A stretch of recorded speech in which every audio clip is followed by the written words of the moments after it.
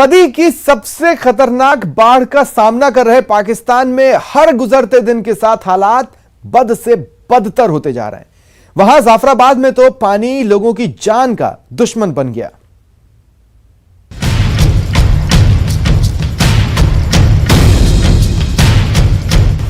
पाकिस्तान पर पानी का प्रहार, हर तरफ मचा हाहाकार। बाढ़ में बर्बाद हुए शहर, गांव-गांव में पसरा मातम।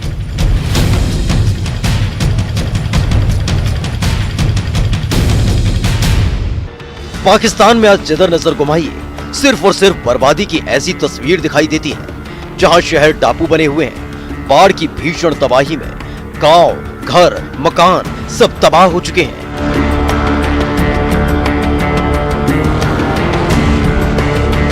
हालात इतने खराब हैं कि भीषण बाढ़ को आए 2 हफ्ते से ज्यादा का वक्त हो गया है, लेकिन बाढ़ में फंसे लोग अभी भी राहत का इंतजार कर रहे हैं। तबाही कितनी भयानक है इसकी तस्दीक करने के लिए पाकिस्तान से आई इस तस्वीर को देखिए, जहां 2 हफ्ते तक टापू बने गांव में रहने के बाद जब राहत नहीं मिली तो जिन इलाकों में पानी सिर के ऊपर से गुजर गया, वहां से लोगों ने जैसे भी मुमकिन हुआ निकलने का फैसला किया। कोई कंधे पर सामान लादा नजर आया तो किसी ने सिर पर बोरियां रखकर वहां से निकलना सही समझा।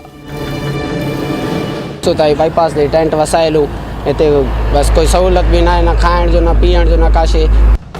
लोगों की बेबसी इस कदर देखने को मिली कि जिसको जहां जगह मिली वहीं तंबू गाड़ दिया। सड़क किनारे टेंट लगाकर लोग किसी तरह गुजारा करते दिखाई दिए। हालांकि वहां भी खतरे के अलर्ट के बाद कुछ लोग इलाके को खाली करते नजर आए। वहीं खैबर पख्तूनवा में भी बारिश ने लोगों का जीना हराम कर दिया। वहाँ तो कल तक जिन घरों में लोग रहा करते थे वहाँ अब पानी ने कब्जा जमा लिया था। वहाँ लगातार होती बारिश की वजह से रिहायशी इलाकों में घुटनों तक पानी भर गया। बच्चे जख्मी हो गए, 3 औरतें जख्मी हैं, 2 बच्चे जख्मी हैं, उनको टाके वगैरह लगे हुए हैं और घरों में पानी तकरीबन अंदर 3 फुट पानी खड़ा हुआ है। खैबर पख्तूनवा में भी लोग जाफराबाद की तरह ही घरों को छोड़कर सड़कों पर आ गए, जिनके साथ उनके पालतू जानवर भी नजर आए। बाढ़ में डूबा आधा पाकिस्तान, सैलाब ने बदल दी शहरों की सूरत। पानी घटा, बर्बादी बरकरार। पाकिस्तान में बाढ़ ने ऐसा कहर बरपाया कि देश का आधे से ज्यादा हिस्सा डूबने की कगार पर आ गया। वहीं कुछ शहरों का तो इस सैलाब ने नक्शा ही बदल दिया। जहां सैलाब कम हुआ वहां वो अपने पीछे बर्बादी के ऐसे निशान छोड़ गया जिन्हें देखकर किसी की भी रूह कांप उठे। पाकिस्तान के ज्यादातर हिस्सों में बारिश आफत बनकर टूटी, जिसके बाद पूरे के पूरे गांव इस सैलाब में वीरान हो गए। मजदूरी जी ताकत कोने जो घर ठारायो, रात जो आयो बरसात हले पे हल्दी हल्दी जाते जगह गिरी पे। लोगों की मदद के लिए सरकार ने अपनी पूरी ताकत लगा दी। पानी में डूबे शहरों के लोगों को राहत कैंपों में शरण दी गई, जहां उनकी खाने पीने का सामान पहुंचाने की कोशिश में कई लोग जुटे नजर आए। वहीं दावा किया जा रहा है कि कुदरत के इस कहर ने पाकिस्तान की सरकार के खजाने को भी जबरदस्त नुकसान पहुंचाया, जिसके बाद पाकिस्तान की सरकार ने इससे निपटने के लिए दुनिया के बाकी देशों से मदद मांगने की तैयारी कर ली है। The scale of devastation is massive and requires immense humanitarian response for 33 million people. For this, I appeal to my fellow Pakistanis, Pakistani expatriates, and the international community to help Pakistan in this hour of need. बाढ़ के बाद बीमारी की मार, बीमारी से WHO भी परेशान। बाढ़ के बाद बड़े बीमारी के खतरे के बाद पाकिस्तान सरकार के साथ ही UN और WHO भी चिंतित है। बाढ़ से मची तबाही कितनी जबरदस्त है इसका अंदाजा इसी से लगा सकते हैं कि पाकिस्तान में बाढ़ से अब तक 1200 से ज्यादा लोगों की जान जा चुकी है। इतना ही नहीं, पानी कम होने पर जानवरों की लाशें सामने आ रही हैं। होले में पड़ी लाशें बीमारी को दावत दे रही हैं।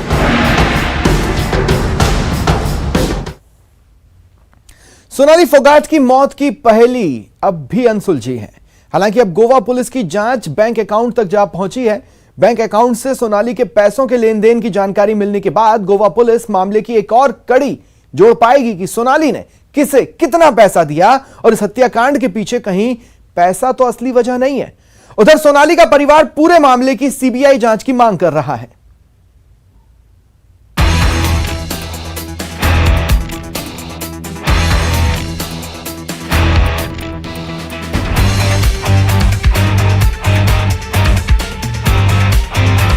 बैंक अकाउंट से सुलझेगी मर्डर मिस्ट्री। 3 लाल डायरियों से खोलेगा मौत का राज। 13 दिन की जांच और कितने खोलेंगे राज। सोनाली फोगाट हत्या केस को सुलझाने के लिए गोवा पुलिस लगातार पिछले 13 दिन से जांच में जुटी है, लेकिन अब तक इस हत्याकांड की गुत्थी सुलझी नहीं है। वैसे गोवा पुलिस ने हिसार पहुंचकर सोनाली के फार्म हाउस, फ्लैट और आलीशान कोठी की जांच की।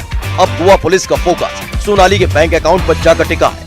गोवा पुलिस को सोनाली के 3 बैंक अकाउंट की डिटेल का इंतजार है, जिससे सोनाली के पैसे के ट्रांजैक्शन की जानकारी मिलेगी और फिर गोवा पुलिस को पता चलेगा कि सोनाली ने किसे कितने पैसे दिए। माना जा रहा है कि इन 3 बैंक ट्रांजैक्शन की डिटेल आने के बाद ये पता लग जाएगा कि सोनाली ने किसे कितना पैसा दिया और उनके पीए सुधीर सांगवान के अकाउंट में कितना पैसा ट्रांसफर किया गया। सूत्र ये भी बता रहे हैं कि सोनाली के अकाउंट से काफी ट्रांजैक्शन किया गया है और डिटेल आने के बाद इसे पूरी तरह से खंगाला जाएगा। गोवा पुलिस ने जांच को और आगे बढ़ाते हुए इस केस में आरोपी सुधीर सांगवान के बैंक अकाउंट भी खंगाले। गोवा पुलिस ने हिसार के बंधन बैंक जाकर सुधीर के बैंक अकाउंट की डिटेल मांगी।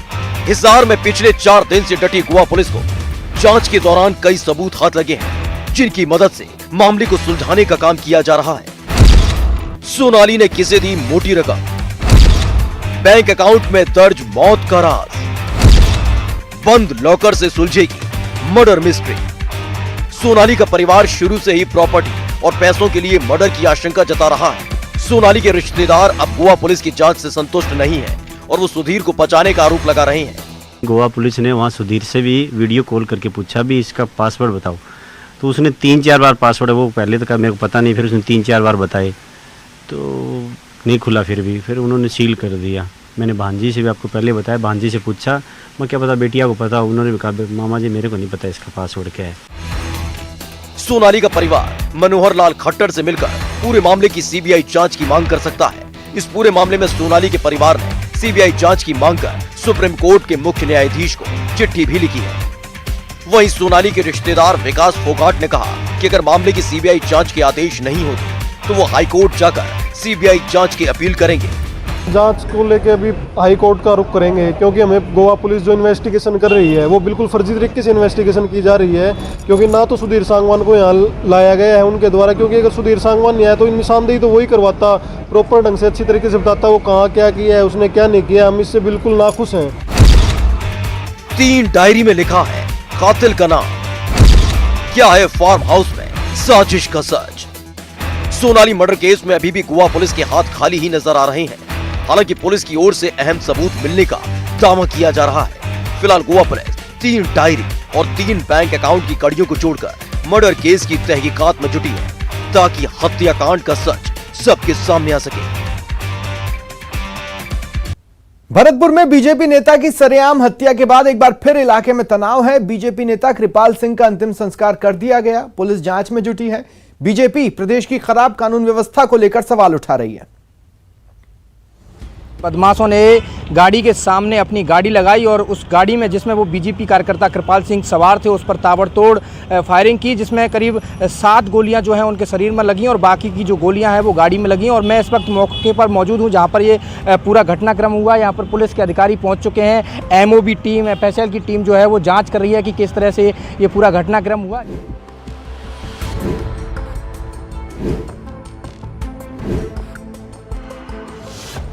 भरतपुर में हत्या पर फिर कोहराम।